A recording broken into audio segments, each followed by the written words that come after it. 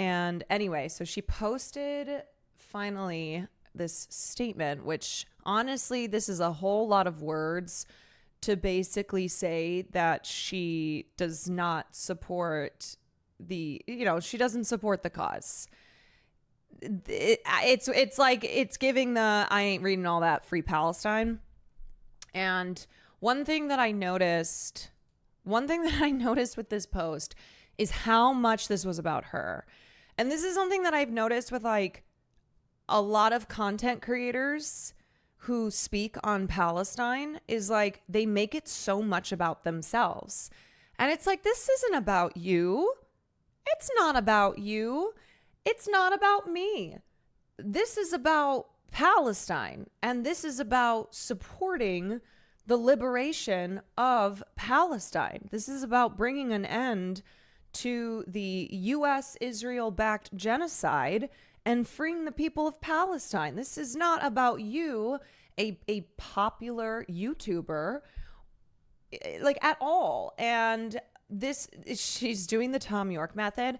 And this is something I have noticed with public figures, be they celebrities or content creators who they're like, because they speak about politics, because that is like a big part of who they are as public figures, that their audiences have noticed how they have been silent on Palestine.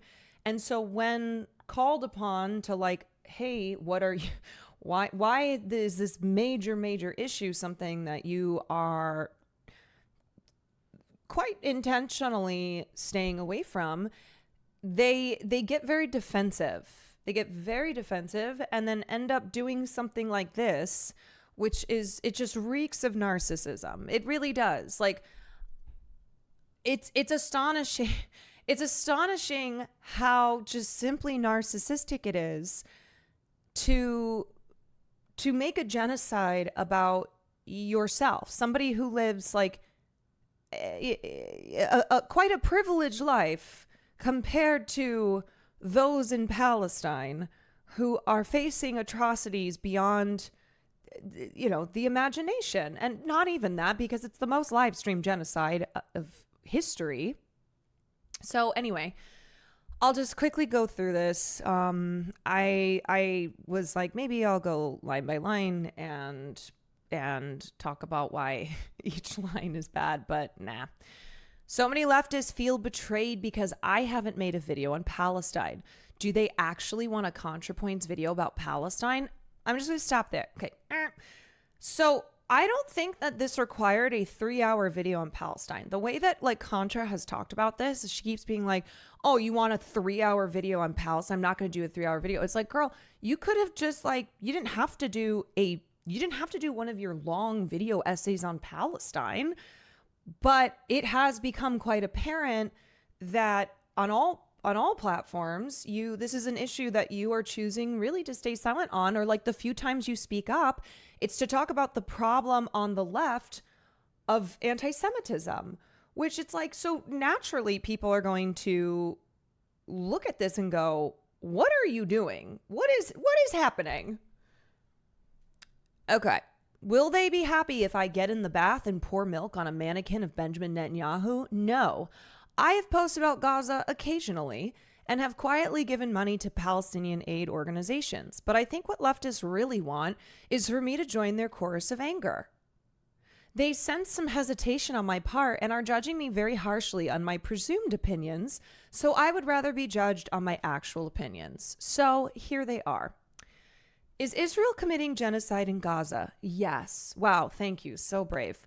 Do I oppose it? Yes. Do I feel angry about it? Yes. She should have ended it there. Honestly, that's where it should have ended. Is Israel committing genocide? Yes. Do I oppose it? Yes. Do I feel angry about it? Yes. But no. We go on to this essay, which just lays in detail her issue, which ultimately is with the people who are actively opposing the genocide that she just so bravely said, I acknowledge and I oppose. Okay, I feel a lot of other things. One, doom. This week after October 7th, it was clear the mood among Israeli leaders and civilians was overwhelmingly kill or be killed. Existential panic and unstoppable lust for revenge. So I just want to say what that does is this contextualizes it as something that happened to the Israelis in a vacuum, and therefore they have this lust for revenge rather than considering this in the context of the history of Israel and Palestine and how Israel was founded on the brutal ethnic cleansing of Palestinians and has been the case since then. Okay. There was no reasoning or protesting them out of it. It reminded me of the US after 9/11. And again, that did not happen in a vacuum either. Nor was it politically feasible for the U.S. to withdraw aid to Israel on a time frame that would make a difference. That is false. That is doing genocide. Like, so much of this is genocide apologia, but claiming that it was not feasible for the U.S. to withdraw aid to Israel on a time frame that would make a difference. You're excusing the genocide off the bat here. It would have required replacing most of Congress and overturning decades of bipartisan strategy and diplomacy. Even in the best case scenario, it would have taken years. So there was a sense of futility, but worse. So Contrapoints, like, a big part of her argument is that it's futile. Nothing can happen. Nothing can change without all these things changing. So what's the point? But also, I am going to vehemently oppose the people who are trying to change those things, who are trying to replace members of Congress who are pro-Israel, who are in favor of, funding genocide against Palestinians. This is like straight up doomerism too, of there's nothing to be done, so why bother? Okay, 2, misery. The leftist pro-Palestine movement quickly decided that their primary goal was not merely opposition to the genocide, but opposition to Zionism in general. First of all, you know what this is? It's giving when you have just learned about something, and so you've decided that everyone else has just learned about it, rather than there has been a coalition of anti-Zionist pro-Palestine people in the United States who have for a long time been fighting against Zionism, been fighting against the ethno state that is Israel. So this is not like quickly decided. There are a lot of people who for years, for decades, have been fighting for Palestinian liberation. Just because you haven't doesn't mean that other people have not. And also, yes, it's not merely opposition to the genocide. It's opposition to the political ideology that created the conditions for genocide in the first place. Of course, because the genocide needs to end. That is an obvious thing. But the conditions that have led to Palestinian suffering for 80 plus years now, those conditions have to end. The political ideology that determines Palestinian self-determination to not be allowed, that classifies Palestinians as human beings without rights, that takes their land and their lives, needs to be upended. And here they decided to draw the line separating decent people from genocidal fascists, which had the following consequences. It's like, would you oppose the Holocaust, but not oppose the political ideology that was Nazism? That's what's happening here. It's not hard to understand, Natalie. It shrunk the coalition. Zionist is a very broad category. Most Jews are Zionists. Anyone who supports a two-state solution is a Zionist. I don't understand what she means, by broad category. Like, I think, again, this is a person who maybe herself doesn't really understand Zionism and therefore then is projecting her ignorance, whether that ignorance is willful or not, onto people who do understand what Zionism is. And it's interesting too that she doesn't talk at all about Christian Zionists, because a good way to understand Zionism is to understand that the majority of Zionists in this world are Christian. So, like, if you're having a hard time understanding how Zionism is separate from being Jewish, then maybe you should take a look at the strength and size of Christian Zionism. We have never had a Jewish president, and yet every president has been a Zionist. Most loudly, Joe Biden, who would brag, Joe Biden is what, Catholic? Who would brag about how he's the number one Zionist. It was politically infeasible. What is the pathway that takes us from the present situation to the dissolution of Israel as a Jewish state? I don't see how this could happen without either a total internal collapse of Israeli society or else, nuclear war. As usual, leftists have championed a doom cause. So I would like to bring up one example to push back on Natalie's doomerism, on the idea that, this is a very difficult, politically, this is filled with obstacles, so it can't be done. South Africa's apartheid regime. Remember it? Remember how South Africa's apartheid lasted for decades and how the United States supported South Africa's apartheid government and how there were people in this country who opposed it. There were student-led protests, and there was the feeling that maybe South Africa's apartheid regime will never collapse. And then you know what happened? There was enough global pressure. There was enough pressure within the United States that the U.S. had to draw back on their support. So this idea that apartheid states can never be truly opposed because the obstacles are insurmountable is bullshit. Or I don't know, take other major oppressive structures throughout history and how they seemed impossible to try and whittle down, and yet people kept fighting for civil rights in this country in an era, in the era of Jim Crow, where a lot of civil rights leaders and those who were involved in the fight thought we may never get rights. We may never be able to dismantle this. And it's not to say that those structures have been completely dismantled, but victories were won. And can you imagine if throughout history people were nothing we can do about slavery. Nothing we can do about Jim Crow.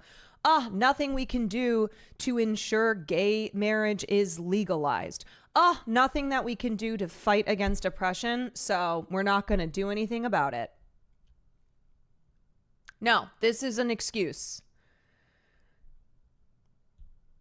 It introduced dangerous ambiguities. The vagueness of Zionism as a political Satan enables all kinds of rhetorical abuses.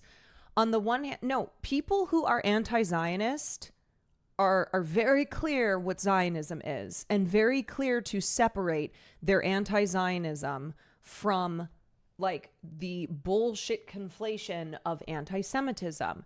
And what Natalie and liberal Zionists like her will do is they will point to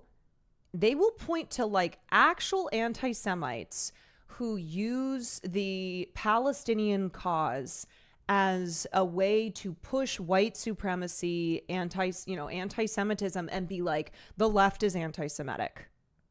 It is very disingenuous. Because those who are truly anti-Zionist, and that is where their opposition to Israel's apartheid ethno-state comes from, that is where their support of Palestinian liberation comes from, do a lot of labor in explaining what Zionism is and why we must oppose it.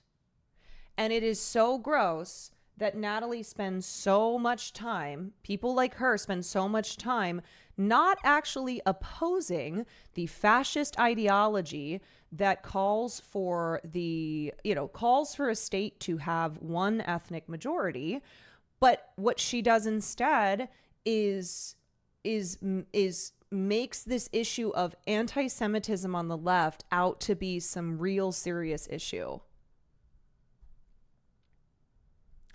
Vagueness of anti-Zionism. On the one hand, right-wing Israelis held up all anti-Zionist protests as essentially threatening, inherently anti-Semitic.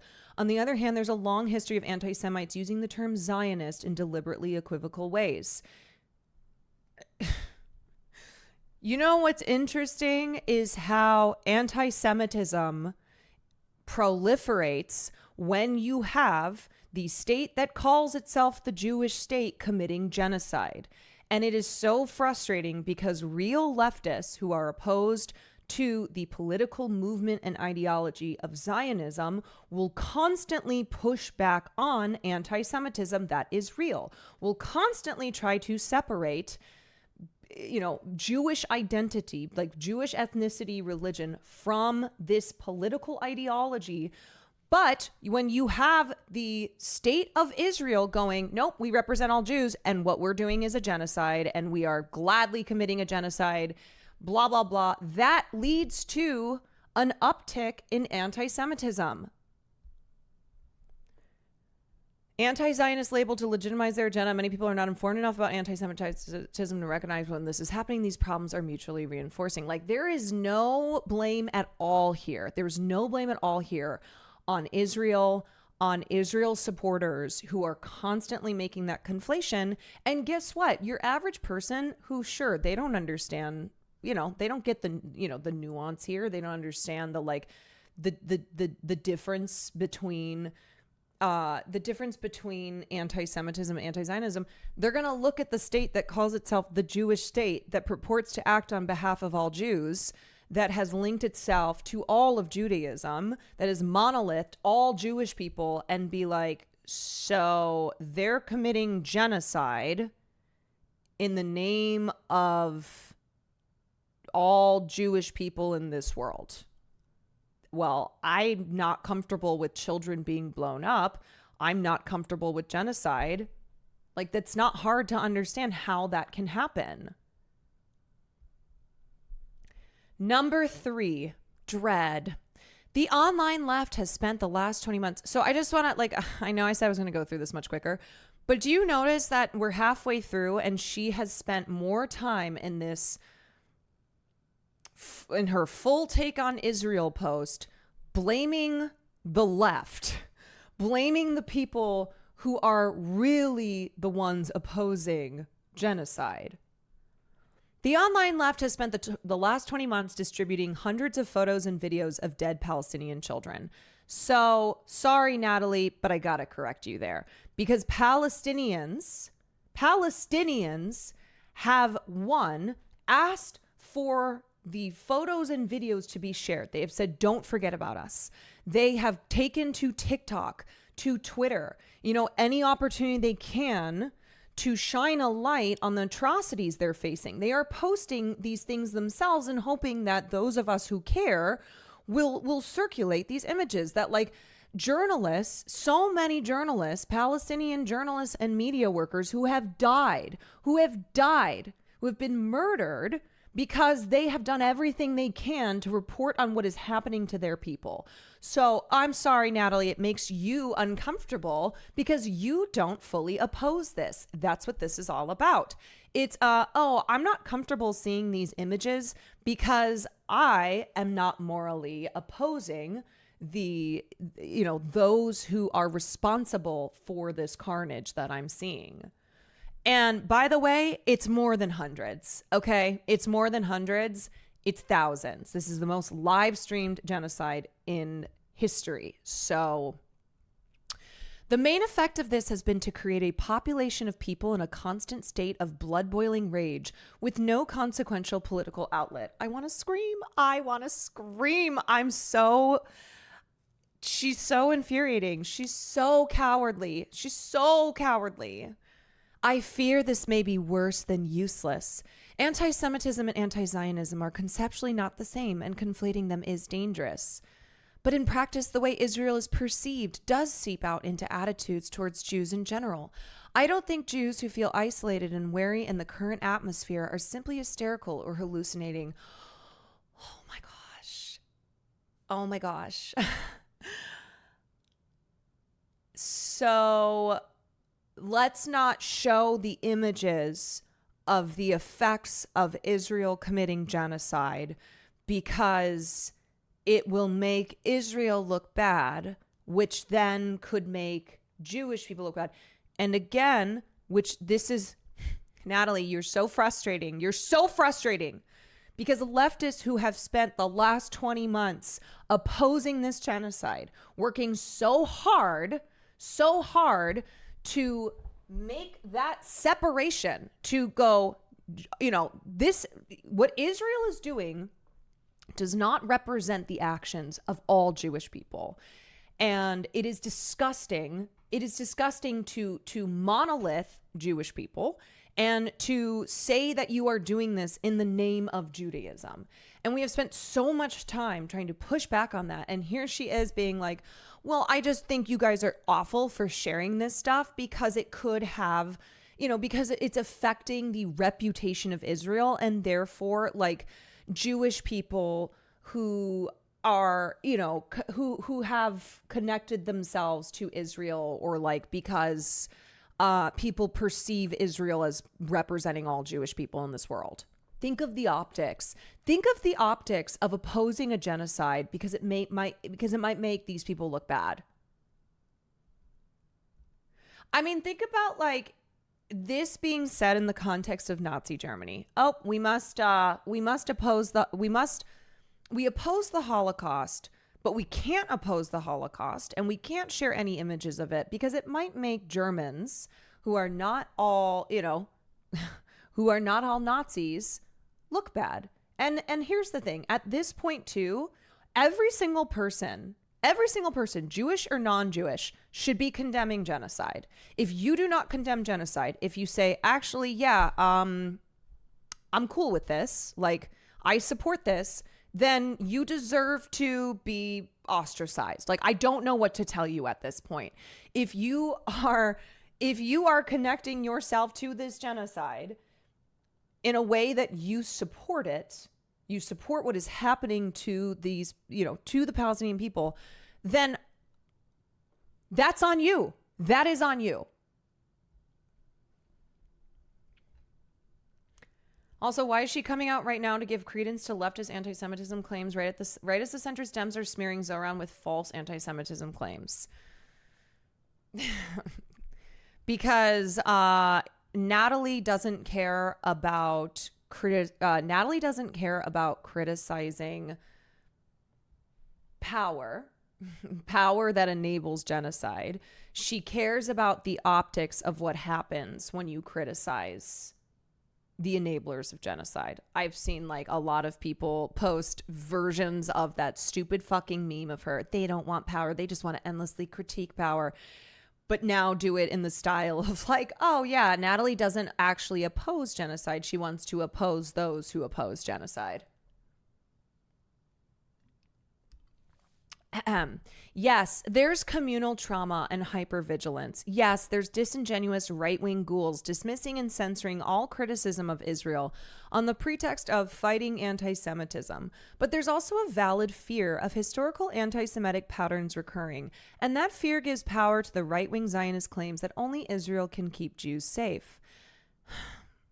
Does this mean Israel should not be criticized and sanctioned? Absolutely not. But it's something I don't want to risk contributing to if not outweighed by tangible benefits. So I approach the issue cautiously. Let me point out the fact that for the first time in 30 years, support for Israel has been at an all-time low. So we are already seeing the results of the movement that seeks to liberate Palestine, to bring an end to the genocide, and has been so clear in its criticisms of Israel and of the United States. So this whole like, I'm not going to criticize Israel if the criticism isn't outweighed by tangible benefits is disgusting. Which, okay, wait, let me just finish this. Number 4, bitterness. Much of the online left spent all of 2024 single-mindedly focused on Palestine and the complicity of Democratic politicians in sending aid to Israel. This campaign had the following effects. 0 Palestinian lives were saved. Not one fewer bomb or bullet was fired by the IDF. Oh, okay, then I guess we shouldn't have opposed Joe Biden's genocide at all. I guess we shouldn't have said anything because according to Natalie, that did not produce an effect fast enough. And so therefore it was not only pointless, it was actually harmful to be opposing the Democrats who it was Joe Biden's genocide. We know that. That's the admission right there. Natalie's more afraid of political and social backlash from supporting Palestine than the consequences of letting genocide go unopposed. She also cares very deeply about the Democratic Party winning no matter what. That's what this is about. 0 Palestinian lives were saved. It may have slightly contributed to the re-election of Trump, guaranteeing that the U.S. will put no diplomatic pressure on Netanyahu for at least 4 years. And, because that's what they were doing under Biden and what they would have done under Kamala, you ghoul. The U.S. will put no diplomatic pressure and make protests against Israel both much riskier and less effective. Trump is also, incidentally, a menace to me. And this is what it's about, too. It's all about ContraPoints. Trump is a menace to me and basically everyone I care about. A perfectly enlightened being would feel no bitterness about this, but I do. None of this is the fault of Palestinians, of course, who are overwhelmingly the victims here. Well, what about their family members in the United States who largely were, who are like concentrated in areas such as Dearborn, Michigan, and who felt they could not morally, it would go against their morals and against everything to support the president who had been funding the genocide against their family members. How about those Palestinians? And I also love this that thank you for the recognition that this isn't the fault of Palestinians who are overwhelmingly the victims here. Okay, girl. I hope that someday American policy will shift in their favor and I will continue to support that cause. Well, you've never supported the cause in the first place, so I don't know what you mean by continue to support that cause. TLDR, I see the situation as bleak, intractable, extremely divisive, and devoid of any element that could be appropriately transformed into political entertainment. And that is why I haven't made a video about it. Hopefully it goes without saying that these are just my thoughts. I'm sure other bread tubers have different opinions. And I wrote this. So the day that American policy shifts in support of Palestine, then Contra will loudly support the cause and pat herself on the back for having been the true arbiter on how to oppose a genocide by blaming the people trying to shift policy to stop the genocide. And then when policy finally shifts, you support the policy shift. The worst TLDR of all time that doesn't even broach the surface of what she actually said. It's so... I wonder how this policy shift happens. Yeah. Honestly, this is the epitome of MLK Jr. talking about, the white moderate, right? That is who Contra is. The great stumbling block towards freedom, being the white moderate who is more devoted to order than to justice, who prefers a negative peace, which is the absence of tension. Malcolm X, MLK, they warned us about the moderate, about the person with politics like Natalie's, who opposes every war except the one we are currently in, who supports every civil rights movement except for the one that's currently ongoing, who cares more about aesthetics, who cares more about civility, who cares more about how things are perceived. And this truly shows too that there are a lot of people who call themselves, who call themselves liberal in their politics. And really what that means is ensuring that the status quo is never upended, that those who are actually radical in their politics, and who in this moment for Palestine have taken to the streets, have done everything that they can in their power, who post online to not just shift public opinion, but shift public opinion as a way to put pressure on our leaders in power. And Natalie spends so much more time criticizing those people, but in a way where she has no recognition at all that it's like these people who she's criticizing are not critiquing power because they don't want power. They're critiquing power because those in power deserve that criticism, are causing a lot of harm to people, and because we are seeking to take that power from them. Contra's going to be one of those, I was always against this. I mean, the fact that she said too, in the end here, I hope that someday American policy will shift in their favor and I will continue to support that cause. You don't support the cause. You don't support the cause because you oppose the people who actually support the cause. Because you're supporting the cause is there's nothing to be done. And so the people who don't agree with that are actually the problem here. That's what this statement is. It's very much so about her, her fervent desire to never hold Democrats accountable for anything, because Democrats winning is the most important thing in the world, and how her politics is one that resides in being safe and in not actually being radical whatsoever.